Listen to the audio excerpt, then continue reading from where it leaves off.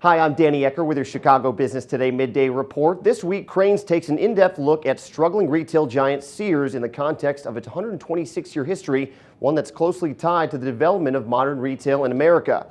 While its top competitors today are growing, Sears is scrambling to remain relevant, raising questions about whether it can even survive long term.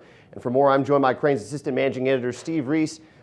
Steve, there's some landmark moments, so many landmark moments in Sears history, time and again reinventing itself, adjusting to new trends.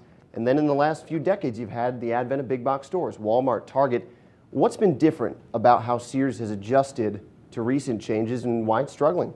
I think what happened, Danny, is that Sears got complacent. They thought they had figured out how to win the game and that they didn't need to react with anywhere near the speed that they had done in their earlier history. They felt they didn't need to pay attention to their competition anymore, and that's what caught up with them. And now they find themselves a little bit struggling. There's some really insightful anecdotes in this article talking about Sears employees. Bridget Sweeney, called it uncertainty that plagues the hallways.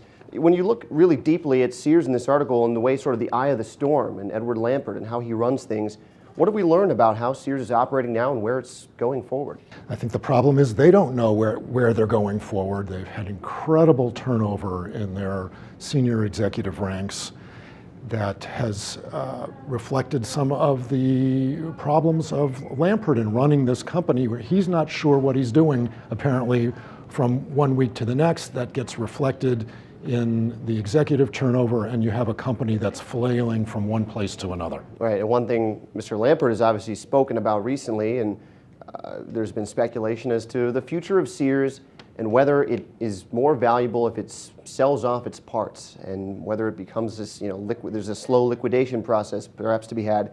What do we know about where this thing may be going in the next few years? Well, we don't have any analysts telling us that it's definitely going to come to an end.